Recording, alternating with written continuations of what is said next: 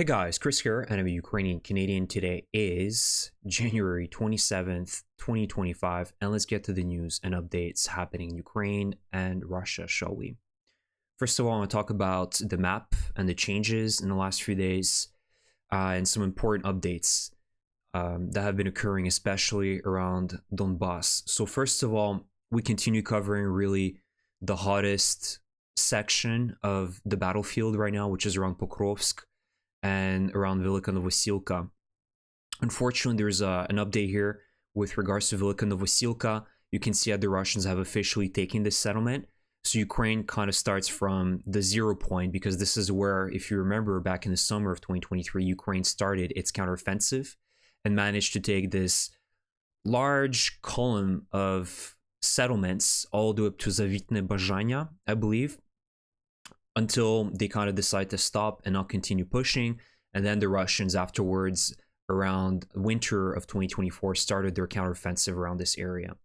So unfortunately, the situation is such that Ukraine clearly has a lack of personnel to be able to really defend this entire area. It's evident by the way that we've been seeing the Russians continuously attack and not care about their losses. So you can see that unfortunately, the Russians were able to retake Velika Novosilka in this direction. And additionally, around Pokrovsk, small limited gains by the Russians. Every single day, it's a small field that they're taking, another position. But again, there is light at the end of the tunnel. As I've mentioned, in the last few weeks, Russia is losing a tremendous amount of equipment. And it's not just a feeling, it's through actual numbers. Over 20,000 units of equipment have been lost in the Russian military since 2022. This has been indicated by Oryx. Russia has a little bit over 1,500 tanks left that they can remove from storage and refurbish and modernize. There is a clear indication as well throughout the entire front line, especially in this direction, that Russia lacks armored vehicles. They don't have enough anymore, and they're just using civilian vehicles such as Ladas, dirt bikes, motocrosses, ATVs to storm Ukrainian positions, which is not an efficient way to take and occupy territory. So the Russians are degrading day by day their military, and Ukraine has adopted a strategy of not wasting any more resources to go on the offensive. And defend as much as they can to inflict as many casualties as they can. So you can see that right now in the south of Pokrovsk, small limited gains in this direction as Russia continues to storm to get to the border with Dnipropetrovsk. We know that this is not going to change anything with regards to Ukraine's defense.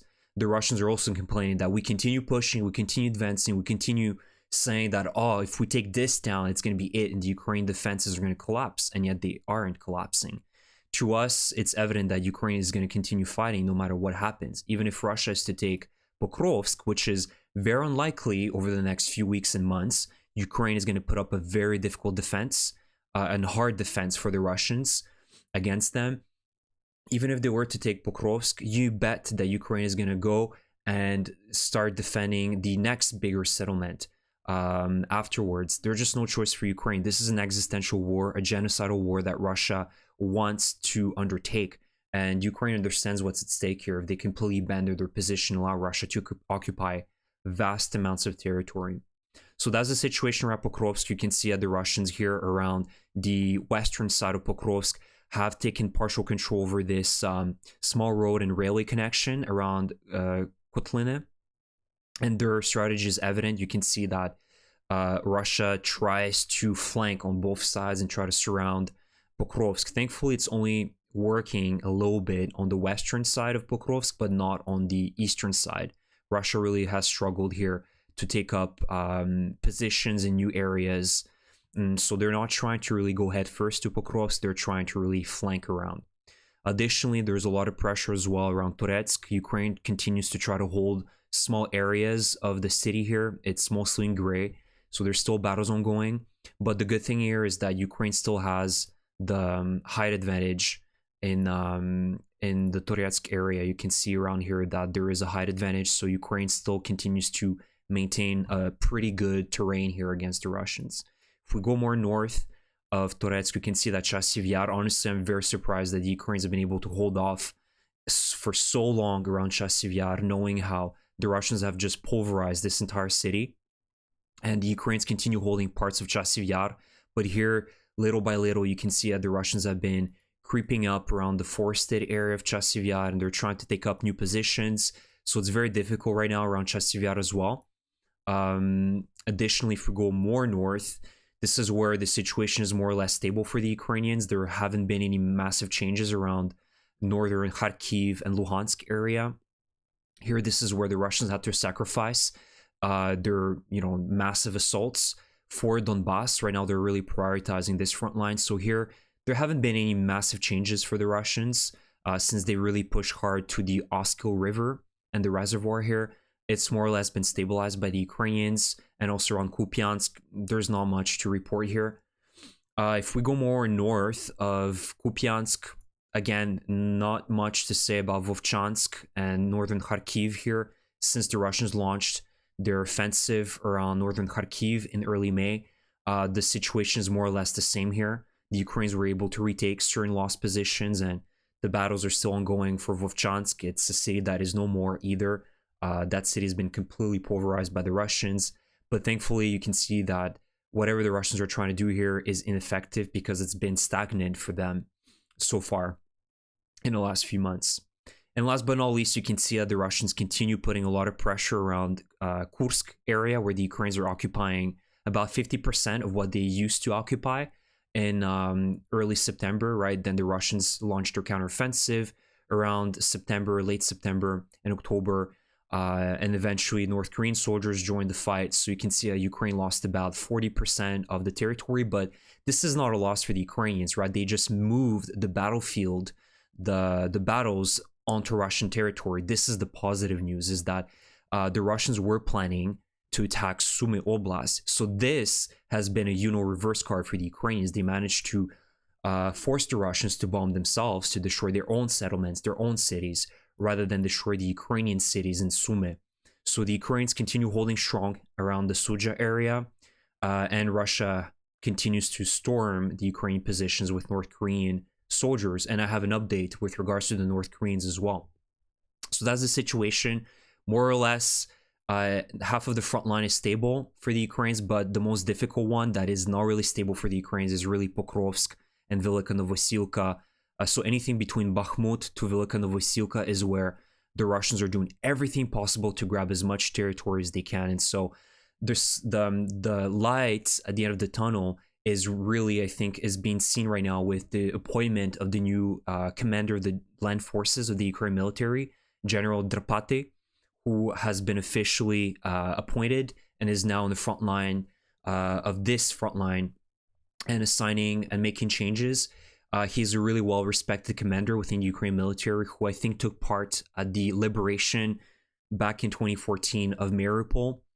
So he's a really well-respected commander, and the Ukrainians are putting a lot of faith. I know he's not going to solve everything and the other changes within the Ukrainian leadership, but a lot of Ukrainians have a morale boost as well, knowing that there is a commander that understands the challenges in the Ukrainian military right now. And most of it is a lack of organization as well, lack of communication, coordination between the different Ukrainian units in here to coordinate a decent defense.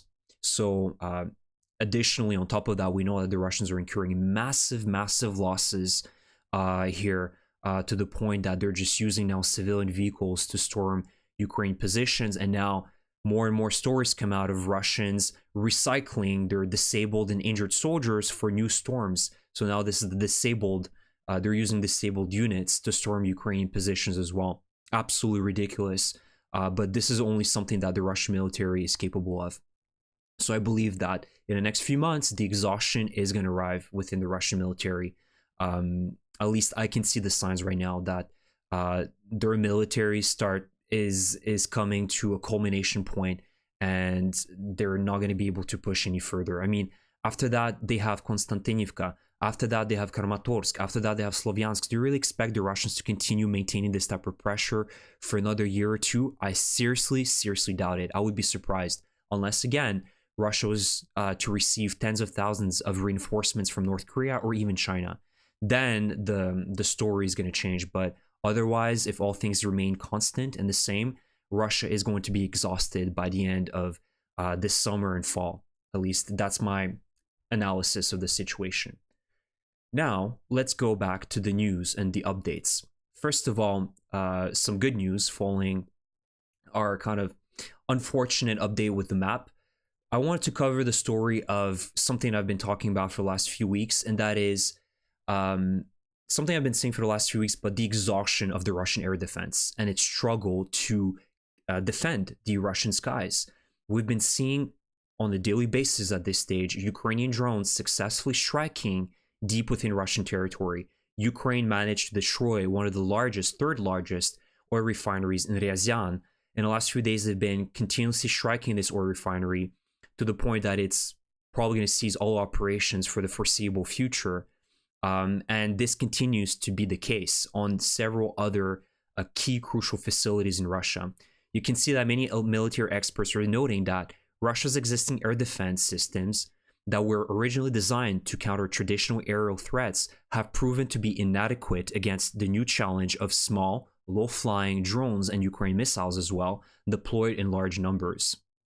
The initial surge in Ukraine's drone production, supported as well by the US, was ignored by the Russians, and now the rising frequency and scale of these strikes are impossible to overlook. The consequences are evident every night, and these are Russian Telegram channels indicating that they're clearly seeing how Ukraine is effectively destroying key infrastructure in Russia, military infrastructure, whether it be oil refineries, depots, warehouses, administrative, military buildings, airfields. Ukraine is now capable of hitting pretty much anything they want on the Eurasian side of Russia, which is really, really significant. According to the defense blog, Ukraine's drone warfare campaign has emerged as an increasingly effective strategy, forcing Russia to divert significant resources to protect its critical infrastructure. So this is also going to hurt Russia's offensive capabilities because, again, to be able to defend themselves in Russia, they need to move most of their air defense units in Russia and also start forming new units, mobile defense units in Russia. So they have to siphon out all of these crucial soldiers that are being recruited to storm Ukraine positions to actually defend the Russian skies. And so I wouldn't be surprised if the Russians will be willing to sacrifice the protection of their skies, but that makes them very weak and easy targets than in Russia. So Ukraine can pretty much dominate the Russian sky with their drones by constantly attacking them and knowing that the Russians have very limited capabilities to defend themselves. So things are going to get much worse for Russia, and that's going to also cripple their war economy as a result of that, because they're not willing to sacrifice their offensive capabilities for defensive capabilities in occupied territories in Ukraine and also in Russia. So this is very good news for us. Additionally, I told you guys that I'll talk a little bit about North Korean troops.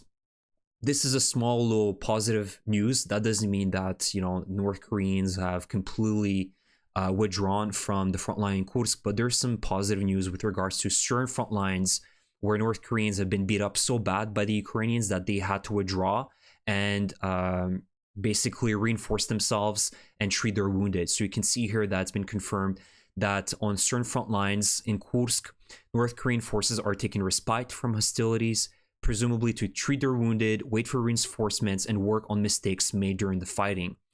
Many of these North Korean soldiers will, of course, be back soon, but they noted that as well, that these North Korean soldiers are very motivated. They're fanatics, right? They really believe that they're doing the work of their great leader, Kim Jong-un. And so this is kind of the bad news, is that they're highly motivated, well-trained soldiers, but they simply don't have the resources to combat the Ukrainian soldiers. The modern tactics, they're not applying them. So these North Korean soldiers are unaware of the threats from drones and artillery and are constantly attacking on foot. As you can see, this is one of those images a few days ago where, again, a North Korean platoon just stormed through open fields on foot Ukrainian positions, making them very easy targets for drones, artillery, and also Ukrainian tanks. And additionally, there's a very poor coordination and a massive language barrier between North Korean and Russian troops, of course, right? Russian and Korean are very different languages, and the culture difference as well. There's also many rumors of North Koreans defecting and actually killing civilians in Kursk right now as well, which is a big problem, and also led to North Korean soldiers targeting Russian positions because of this miscommunication. So that's the good news, but as I said, it is expected that likely in the next few months, Pyongyang is going to send more reinforcements to help the Russians with their counteroffensive in Kursk. But there's some good news as well. The Ukrainians are doing a really good job destroying these North Korean units. So we need to help them out as much as we can. So you guys, if you guys have any extra dollars that you want to donate, please donate them to the Ukrainian drone program, whether it be the Rusoris, the Wild Hornets. I'll have a link below where you can donate for the Ukrainian drone program. That's one of the main things that has allowed the Ukrainians to defend Kursk for so long. And last but not least, let's talk about Israel. And this has been interesting because Israel potentially will send weapons that were captured in Lebanon from Hezbollah to Ukraine. And here they mentioned that around 60% of the weapons that were captured by Israel during their fight with Hezbollah in Lebanon in 2024 were made by either the Soviet Union or recently by Russia, which were things like sniper rifles, modern Cornet, anti-tank missiles, other types of ammunition that was provided to Hezbollah by Syria, the Bashar al-Assad regime. And you know where Bashar al-Assad is getting his weapons from, or was getting his weapons from Russia. So Russia knew very well who they were funding. They were funding, Bashar al-Assad and Hezbollah. So that really tells Israel everything they need to know, that Russia is not an ally of Israel. And so Israel has historically adopted a neutral policy against Russia, but now has become more aligned with Ukraine due to the deepening ties between Moscow and Iran. They just signed bilateral alliance I think a week or two ago. So that tells, again, Israel everything they need to know about Moscow. So this has allowed as well Israel to change their position with regards to Ukraine and make them feel a little bit more confident to provide Ukraine weapons. So hopefully they do the right thing here and they provide all of these seized weapons from Hezbollah to Ukraine, because Ukraine needs as many weapons and equipment as possible.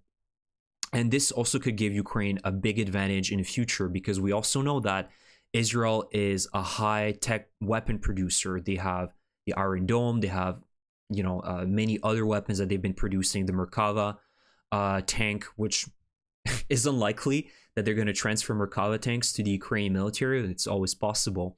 But I think that in the future, this could be a very beneficial alliance between Israel and Ukraine. And we're seeing the signs that Israel is feeling more and more confident to change their policy to be neutral and become more aligned with Ukraine. So I'm seeing this as a good news for Ukraine as well. So with all that, I hope you guys enjoyed my long updates with the map changes, with all the different stories. Let me know what you guys think about any of the comments, any of the stories I covered today. So drop a comment below, like my video, and please, please, please donate to the Ukrainian drone program, whether it be the Rusoris program, the Wild Hornets program, Serhiy Prytula drone fund.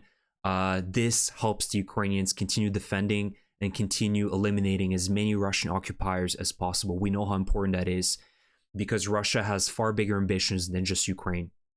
So thank you so much, guys, and I will see you in the next one. Slava Ukraini!